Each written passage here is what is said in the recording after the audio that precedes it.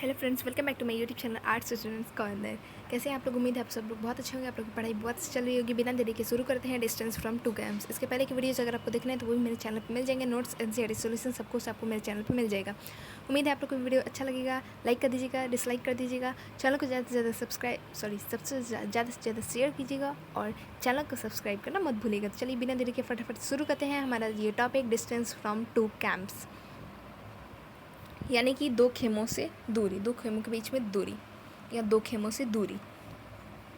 Yes, दो खेमों से दूरी। The foreign policy of independent India vigorously pursued the dream of a peaceful world by advocating the policy of non-alignment, by reducing Cold War tensions and by contributing human resources to the UN peacekeeping operations. आज़ाद भारत की विदेश नीति में शांतिपूर्ण विश्व का सपना था और इसके लिए भारत ने गुट निरपेक्षता की नीति का पालन किया। भारत ने इसके लिए शीत युद्ध से उपजे तनाव को कम करने की कोशिश की और संयुक्त राष्ट्र संघ के शांति अभियानों में अपनी सेना भेजी।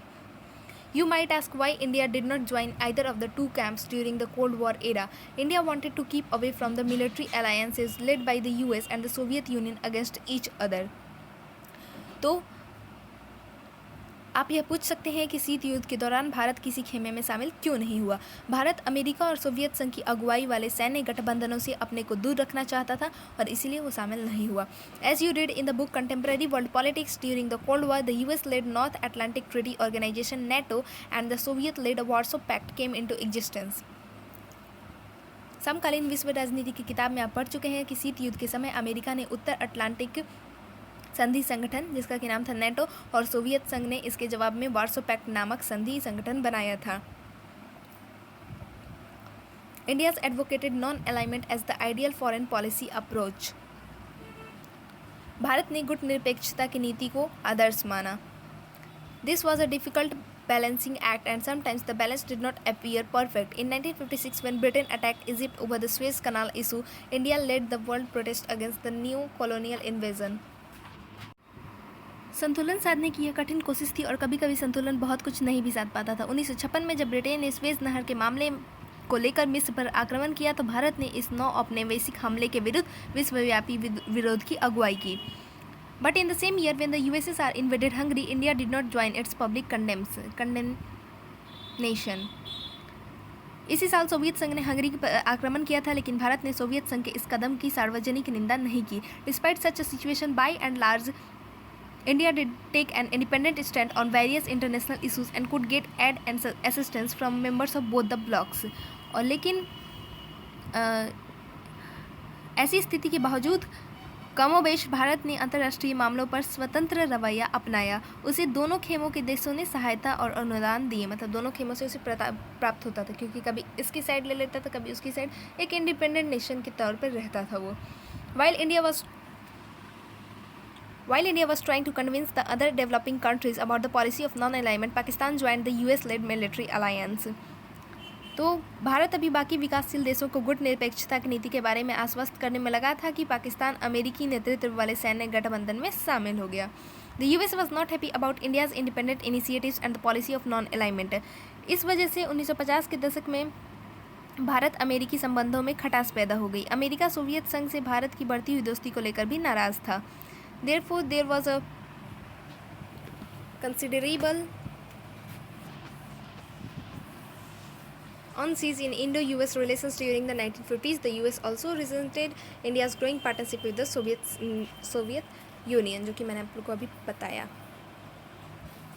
You have studied in the last chapter the strategy of planned economic development adopted by India. आपने पिछले अध्याय में पढ़ा कि भारत ने नियोजित विकास की रणनीति अपनाई थी। The emphasis on developing a resource base also mean that export oriented growth was limited. This development strategy limited India's economic interaction with the outside world. इसमें संसाधन आधार तैयार करने पर जोर दिया गया। इसके परिणाम स्वरूप निर्यात के मामले में भी प्रगति बड़ी सीमित थी। विकास की इस रणनीति के कारण बाहरी दुनिया से भारत का आर्थिक लेन देन बहुत सीमित रह गया था। यहाँ पे एक दिया हुआ है, इसको पहले हम लोग एक पढ़ लेते हैं जो कि हमने छोड़ दिया था। Our general policy is to avoid, हम लोग पढ़ रहे हैं अभी। Our general policy is to avoid entanglement in power politics and not to join any group of powers as against any other group. The two leading groups today are the Russian bloc and the Anglo-American bloc. आमतौर पर हमारी नीति ताकत की राजनीति से अपने को अलग रखने और महाशक्तियों में एक खेमे के विरुद्ध दूसरे खेमे में शामिल न होने की है। आज दो अग्रणी खेमे रूस और अमेरिका ब्रिटेन के हैं। We must be friendly to both and yet not join either. हमें दोनों के साथ दोस्ताना संबंध रखना है, साथ ही उनके खेमे में शामिल भी नहीं होना है। Both America and Russia are extraordinary suspicious of each other as well as of other countries. रूस और अमेरिका एक दूसरे को लेकर बहुत शंकित है और अन्य देशों पर भी शक करते हैं। This makes our path difficult and we may well be suspected by each of leaning towards the other. This can not be helped. इस कारण हमारा रास्ता कठिन है और दोनों हम पर शक कर सकते हैं कि हम उनके विरोधी खेमे की तरफ झुक रहे हैं। इससे बचा नहीं जा सकता। ये जवाहरलाल नेहरू के PS मेनन को एक पत्र में लिखा था उन्होंने जनवरी 1947 में।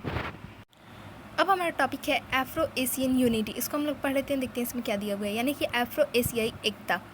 Yet given its size, location and power potential, Nehru envisaged a major role for India in world affairs and especially in Asian affairs। Bharat के आकार, अवस्थिति और शक्ति संभावना को भांपकर नेहरू ने विश्व के मामलों, खासकर एशियाई मामलों में भारत के लिए बड़ी भूमिका निभाने का स्वप्न देखा था।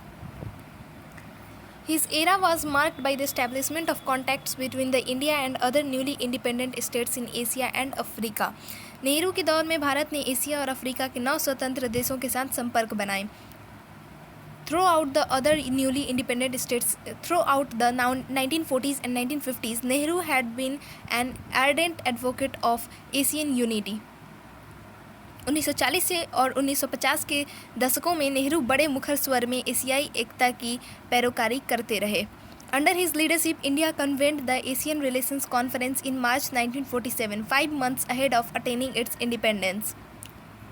नेहरू की अगुवाई में भारत ने 1947 के मार्च में ही एशियाई संबंध सम्मेलन एशियन रिलेशंस कॉन्फ्रेंस का आयोजन कर डाला था, जबकि अभी भारत को आज़ादी मिलने में 5 महीने शेष थे। India made earnest efforts for the early realization of freedom of Indonesia from the Dutch colonial regime by convening an international conference in 1949 to support its freedom struggle। Bharat ने इंडोनेशिया की आज़ादी के लिए भरपूर प्रयास किए। भारत चाहता था कि इंडोनेशिया डच औपनिवेशिक शासन से यथासंभव शीघ्र मुक्त हो जाए। इसके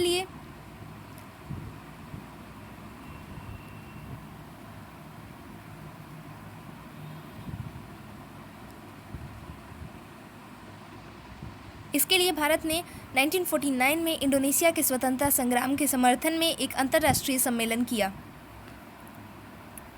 India was a staunch supporter of the decolonization process and firmly opposed racism, especially apartheid in South Africa। Bharat औपनिवेशीकरण की प्रक्रिया का प्रबल समर्थक था और उसने पूरी दृढ़ता से नस्लवाद का, खासकर दक्षिण अफ्रीका में जारी रंगभेद का विरोध किया। The Afro-Asian Conference held in the Indonesian city of Bandung in 1950, commonly known as the Bandung Conference, marked the zenith of India's engagement with the newly independent Asian and African nations। Indonesia के एक शहर Bandung में Afro एशियाई सम्मेलन 1955 में हुआ। आमतौर पर हम इसे बांडुंग सम्मेलन के नाम से जानते हैं। अफ्रीका और एशिया के 9 स्वतंत्र देशों के साथ भारत के बढ़ते संपर्क का यह चरम बिंदु था। The Bandung Conference later led to the establishment of the NAM। The first summit of the NAM was held in Belgrade in September 1961। Bandung सम्मेलन में ही गुट निरपेक्ष आंदोलन की नींव पड़ी। गुट निरपेक्ष आंदोलन का पहला सम्मेलन 1961 के सितंबर में बेलग्रेड में हुआ। Nehru was a co-founder of the NAM और गुट निरपेक्ष आंदोलन की स्थापना में नेहरू जी की महती भूमिका रही थी। अब हम लोग पढ़ लेते हैं अपना नेक्स्ट टॉपिक, जो कि है peace and conflict with China. Peace and conflict with China. चीन के साथ शांति और संघर्ष। Unlike its relationship with Pakistan, free India began its relationship with China on a very friendly note. After the Chinese revolution in 1949, India was one of the first countries to recognise the communist government. तो पाकिस्तान के साथ अपने संबंधों के विपरीत आज़ाद भारत ने चीन के साथ अपने रिश्तों की शुरुआत बड़े दोस्ताना ढंग से की। चीनी क्रांति 1949 में हुई थी 1950 में हुई थी। इस क्रांति के बाद भारत चीन की कम्युनिस्ट सरकार को मान्यता देने वाले पहले देशों में से एक था। Nehru felt strongly from this neighbor that was coming out of the shadow of Western domination and helped the new government in international fora. Some of his colleagues like Vallabhbhai Patel were worried about a possible Chinese aggression in future. तो पश्चिमी प्रभुत्व के चंगुल से निकलने वाले इस देश को लेकर नेहरू के हृदय में गहरे भाव थे और उन्होंने अंतर्राष्ट्रीय फलक पर इस सरकार की मदद की। नेहरू के कुछ सहयोगियों मसलन सरदार वल्लभ भाई पटेल को आशंका थी कि आगामी दिनों में चीन भारत पर चढ़ाई कर सकता है, but Nehru thought it was exceedingly unlikely that India will face an attack from China. लेकिन नेहरू सोच रहे थे कि भारत पर चीन के आक्रमण की संभावना दूर दूर तक नहीं है। For a very long time the Chinese border was guarded by A paramilitary forces not the army. और बहुत दिनों से भारत की चीन से लगती सीमा पर सेना के बजाय अर्धसैनिक बल रखवाली कर रहे थे। The joint initiation of Panchsheel the 5 principle of peaceful coexistence by the Indian Prime Minister Nehru and the Chinese Premier Zhou Enlai on 29 April 1954 was a step in the direction of stronger relationship between the two countries. शांतिपूर्ण सह अस्तित्व के 5 सिद्धांतों यानी पंचशील की घोषणा भारत के प्रधानमंत्री नेहरू और चीन के प्रमुख चाउ एन लाई ने संयुक्त रूप से 29 अप्रैल 1954 में की। India and Chinese leaders visit each others country and way greeted by large and friendly crowds. दोनों देशों के बीच मजबूत संबंध की दिशा में यह एक अगला कदम था। भारत और चीन के नेता ने एक दूसरे के देश का दौरा करते थे और उनके स्वागत में बहुत भीड़ जुटती थी।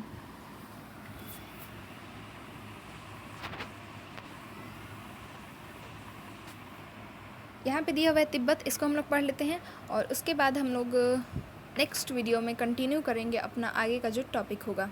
पहले हम लोग पढ़ लेते हैं अब Tibet.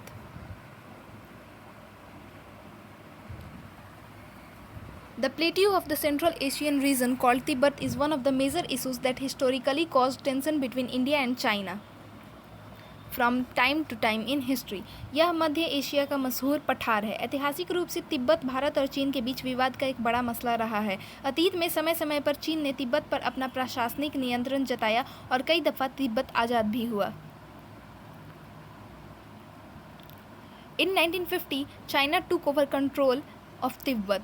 Large sections of the Tibetan population opposed this takeover. India tried to persuade China to recognize Tibet's claim for independence. 1950 में चीन ने तिब्बत पर नियंत्रण कर लिया। तिब्बत के ज़्यादातर लोगों ने चीनी कब्जे का विरोध किया। 1954 में जब भारत और चीन के बीच पंचशील समझौते पर हस्ताक्षर हुए, when the Panchshil agreement was signed between India and China in 1954, through one of its clauses about respecting each other's territorial integrity and sovereignty, India conceded China's claim over Tibet. तो जब 1954 में जब भारत और चीन के बीच पंचशील समझौते पर हस्ताक्षर हुए तो इसके प्रावधानों में एक बात यह भी शामिल थी कि दोनों देशों एक दूसरे की क्षेत्रीय संप्रभुता का सम्मान करेंगे। चीन ने इस प्रावधान का अर्थ लगाया कि भारत तिब्बत पर चीनी दावेदारी की बात को स्वीकार कर रहा है।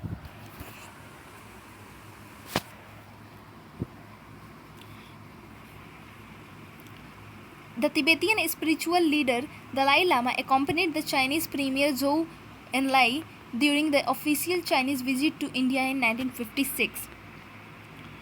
1956 में चीनी शासनाध्यक्ष चाउ एनलाई भारत के आधिकारिक दौरे पर आए तो साथ ही साथ तिब्बत के धार्मिक नेता दलाई लामा भी भारत पहुंचे। He informed Nehru about the worsening situation by any other region of China. In 1958, there was armed uprising in Tibet against China's occupation. उन्होंने तिब्बत की बिगड़ती स्थिति की जानकारी नेहरू को दी। चीन आश्वासन दे चुका था कि तिब्बत को चीन के अन्य इलाकों से कहीं ज़्यादा स्वायत्तता दी जाएगी। This was suppressed by the Chinese forces. Sensing that the situation had become worse in 1959, the Dalai Lama crossed over into the Indian border and sought asylum, which was granted. 1958 में चीनी आधिपत्य के विरुद्ध तिब्बत में सशस्त्र विरोध हुआ। इस विरोध को चीन की सेनाओं ने दबा दिया। स्थिति बिगड़ती देखकर तिब्बत के पारंपरिक नेता दलाई लामा ने सीमा पार करके भारत में प्रवेश किया और 1959 में भारत से शरण मांगी। The Chinese government strongly protested against this. Over the last half century, a large number of Tibetans have also sought refuge in India and many other countries of the world. In India, particularly in Delhi, there are large settlements of Tibetan refugees. Bharat ने दलाई लामा को शरण दे दी। चीन ने भारत के इस कदम का कड़ा विरोध किया। पिछले 50 सालों में बड़ी संख्या में तिब्बती जनता ने भारत और दुनिया के अन्य देशों में शरण ली है। भारत में खासकर के दिल्ली में तिब्बती शरणार्थियों की बड़ी बस्तियां हैं। Dharamsala in Himachal Pradesh is perhaps the largest refugee settlement of Tibetans in India. The Dalai Lama has also made Dharamsala his home in India. In the 1950s and 1960s, many political leaders and parties in India, including the Socialist Party and the Jan Sangh, supported the cause of Tibet's independence. Himachal Pradesh के धर्मशाला में संभवतया तिब्बती शरणार्थियों की सबसे बड़ी बस्ती है। दलाई लामा ने भी भारत में धर्मशाला को ही अपना निवास स्थान बनाया है। 1950 और 1960 के दशक में भारत के अनेक राजनीतिक दल और राजनेताओं ने तिब्बत की आज़ादी के प्रति अपना समर्थन जताया। इन दलों में सोशलिस्ट पार्टी और जनसंघ शामिल है।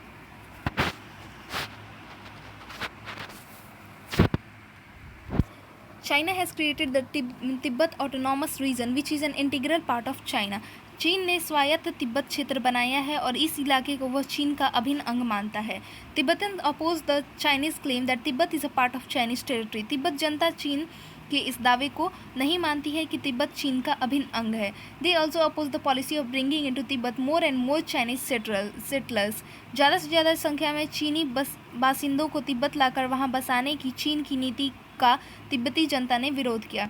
Tibetans dispute China's claim that autonomy is granted to the region. They think that China wants to undermine the traditional religion and culture of Tibet.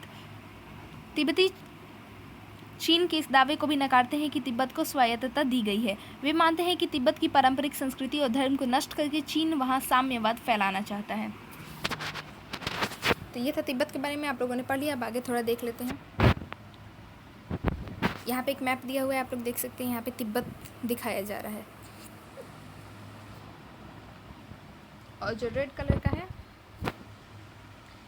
ये है इंडिया चाइना बॉर्डर।